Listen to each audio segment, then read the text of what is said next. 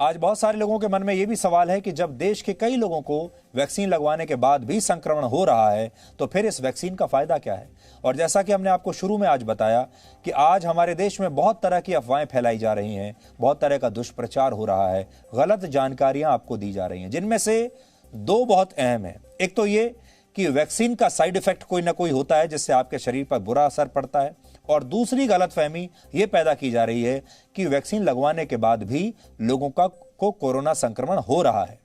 तो इसे समझाने के लिए आज हमने आप सब के लिए एक खास रिपोर्ट तैयार की है और ऐसे ही लोगों से बात की है जो वैक्सीन लगवाने के बाद संक्रमित हो चुके हैं, लेकिन यह वायरस उनका ज्यादा कुछ बिगाड़ नहीं पाया। सरल शब्दों में कहें तो यह वैक्सीन संक्रमण से तो शायद आपको ना बचा पाए, लेकिन संक्रमित होने के बाद रक्षा कवच की तरह आपके लिए काम करेगी ताकि आपका कम से कम नुकसान हो।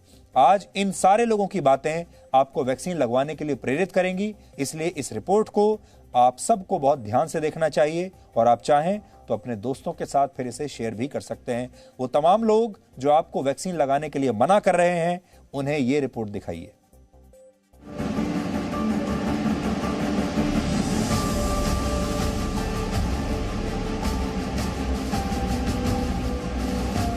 कोरोना संक्रमण के खतरे से बचने के 3 रास्ते हैं। पहला है सोशल डिस्टेंसिंग, दूसरा है मास्क और तीसरा है वैक्सीनेशन। भारत में इस वक्त जिस तेजी से कोरोना का संक्रमण फैला है, उसी तेजी से वैक्सीनेशन की गति को भी बढ़ाया गया है। बहुत से लोग इस बात पर सवाल उठा रहे हैं कि ऐसी वैक्सीन का क्या फायदा जिसे लगवाने के बाद भी कोरोना संक्रमण हो रहा हो। इन सवालों के जवाब में हम आपको बलबीर नेगी से मिलवाना चाहते हैं। बलबीर एक हेल्थ वर्कर हैं। पिछले साल ये कोरोना संक्रमित हो गए थे। बलबीर ने ठीक होने के बाद वैक्सीन लगवाई। हाल ही में इन्हें दोबारा कोरोना का संक्रमण हो गया। हमने ये जानने की कोशिश की कि पहले के मुकाबले ये अब कैसा महसूस कर रहे हैं। Last year I got infected, मेरे को इन्फेक्शन हुआ था और माइल्ड मॉडरेट था, सीवियर तो नहीं था, चेस्ट इन्फेक्शन हुआ था। देन आई टुक रेस्ट, 4-5 दिन का मैंने रेस्ट लिया, 10 दिन में मैं रिकवर हो गया था। अभी recently I got vaccinated, 1 dose मेरे को लग चुका है, लेकिन उसके बाद मेरे को कुछ सिम्टम आए थे, टेस्ट कराया, सिटी में ऐसा कुछ आया नहीं है, but as compare to last year symptoms इस बार मैं ज़्यादा अच्छे से रिकवर कर पाया हूँ। आई मीन उतना मेरे को सीवियरिटी नहीं हुआ। आपको लगता है कि वैक्सीन ने भी कुछ रोल निभाया होगा इसमें? बिल्कुल मैम, इसमें वैक्सीन का ही रोल है। तो वैक्सीन मैंने फर्स्ट डोज लगवा लीजिए, अगर फर्स्ट डोज में इतना रिस्पॉन्स है और अगर मैं सेकेंड डोज भी पूरी लगवा लेता हूँ तो आई थिंक कि उसके और भी अच्छे उसमें रिजल्ट आएंगे। बलबीर की माने तो पिछली बार की तुलना में इस बार उनका शरीर कोरोना वायरस से ज्यादा बेहतर ढंग से लड़ पाया। तो इससे एक बात तो साफ है कि वैक्सीन लगवाने के बाद अगर आप संक्रमित हो भी जाते हैं तो वायरस आपको बहुत ज्यादा नुकसान नहीं पहुंचाएगा। कोरोना वायरस के बारे में कहा जाता है इसका सबसे बुरा असर फेफड़ों पर पड़ता है और इसीलिए मरीजों को मेडिकल ऑक्सीजन की जरूरत पड़ती है। हमने ये समझने की कोशिश की कि वैक्सीन लगवा चुके मरीज और वैक्सीन न लेने वाले मरीज के फेफड़ों पर कोरोना वायरस कैसा असर दिखाता है। जिन लोगों को दोनों डोज ऑफ वैक्सीन लगी हुई है उन लोगों को बिल्कुल मिनिमल सिम्टम्स हो रहे हैं एज कंपेयर जिन लोगों को वैक्सीन नहीं लगी हुई है, क्योंकि जब आपको वैक्सीन लग जाती है तो आपकी इम्यूनिटी उसके लिए है, तो आपको बिल्कुल मिनिमल सिम्टम्स हो रहे हैं। बिल्कुल। तो ये जो आप इस वक्त स्क्रीन पर देख रहे हैं, इसे हम एक बार फिर से समझा देते हैं कि यहाँ ये जो आप स्कैन देख रहे हैं, ये एक ऐसे व्यक्ति का है जो वैक्सीनेटेड है और उसके बाद उनको कोविड का इन्फेक्शन हुआ है।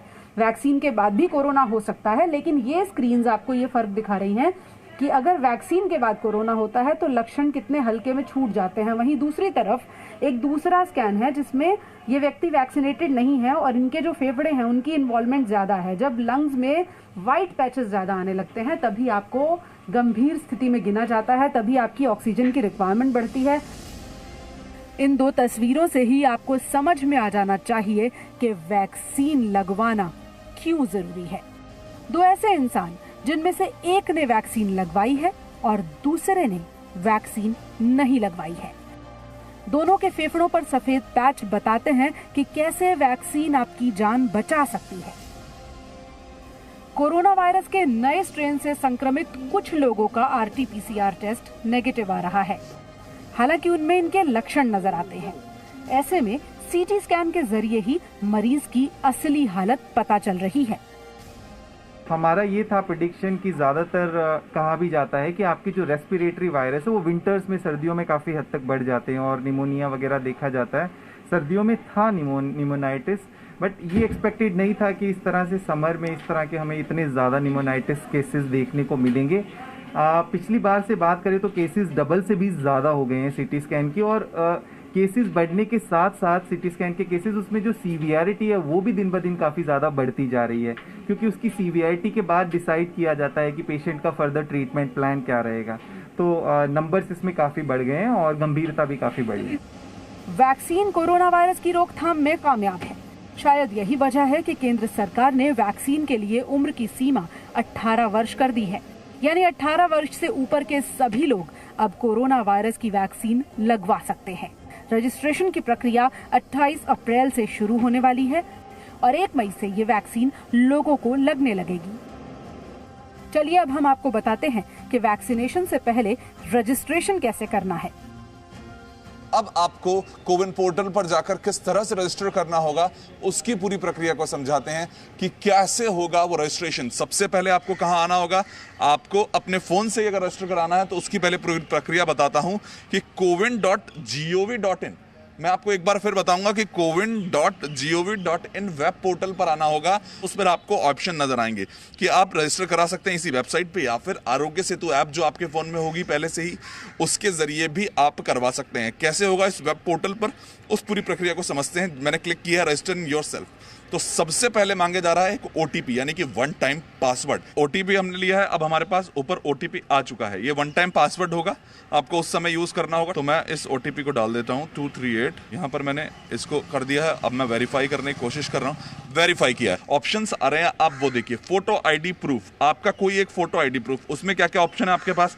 आधार कार्ड का ऑप्शन आ रहा है, ड्राइविंग लाइसेंस का ऑप्शन आ रहा है, पैन कार्ड का, पासपोर्ट का, या फिर पेंशन पासबुक, किसी भी तरीके की जो NPR smart card, voter ID, कोई भी एक ऑफिशियल ID, आपको फोटो वाली ID उसकी जरूरत पड़ेगी, तो आप उसके साथ तैयार रहेगा। आपके पास अगला ऑप्शन आएगा, एक तो सबसे पहले मैसेज आएगा कि आपका जो रजिस्ट्रेशन है वो हो चुका है। उस रजिस्ट्रेशन के आगे की प्रक्रिया आपको करनी होगी, यानी कि वो शेड्यूल सेट करना होगा और आपको कुछ जानकारी दी जा रही है। तो आपके पास डेट के साथ अवेलेबल जो जगहें हैं वो दिखने लगेंगी। आपके पास का जो वैक्सीनेशन सेंटर है वो आपको नजर आने लग जाएंगे। 28, 29, 30, 1, 2 मई, अभी 45 से ऊपर का है तो और भी चल रहे हैं, लेकिन 1 तारीख से आपको सभी तरीके की, अभी यहां पर 1, 2, 3, 4, या मैं आगे की तरफ आऊं तो ये सारी डेट्स आपको नजर आने लग जाएंगी।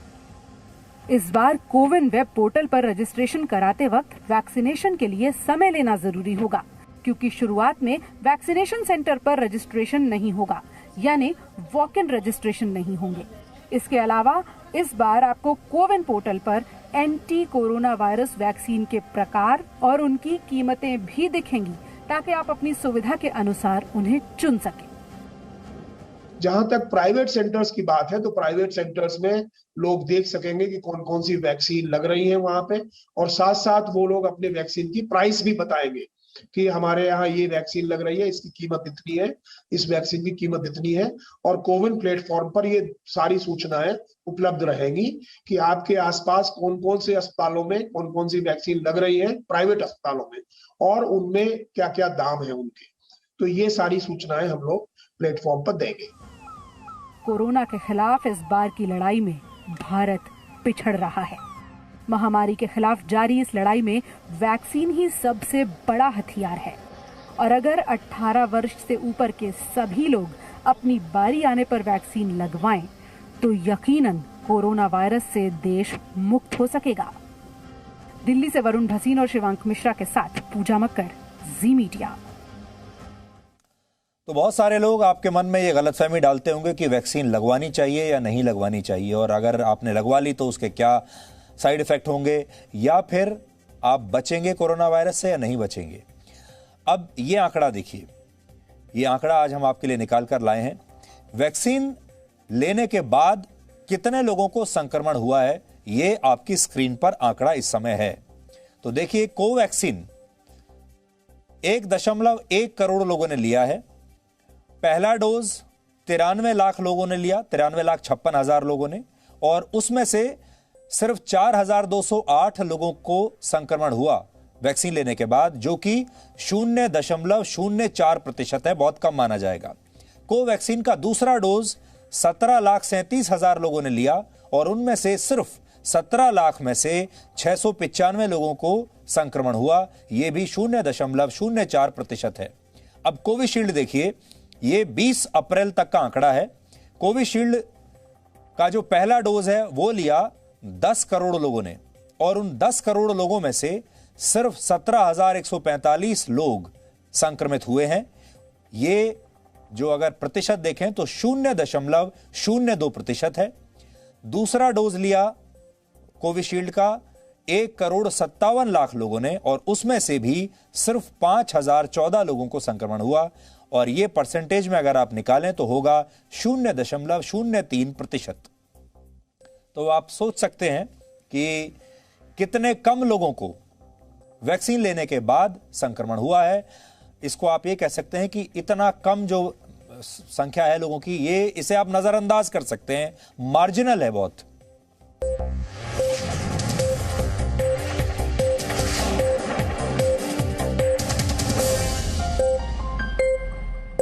Presenting V News app, available on Google Play and App Store. Download it now.